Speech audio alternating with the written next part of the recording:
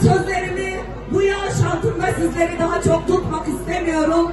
O nedenle uzatmayacağım ve son olarak Ahmed İlhani'nin bir sözünü sizlere hatırlatmak isterim. Ahmed İlhani der ki, herkes kendi duvarının mimarıdır. Evet, bizler kendi duvarlarımızı birilerine blokaj olsun diye değil, birilerine ayrıştırıcı olsun diye değil, bizler kendi duvarlarımızı barış tuğlalarından, sevgi tuğlalarından öreceğiz. Bizler bunun için çalışan insanlarız ve biz yerel seçimlerde bir zafer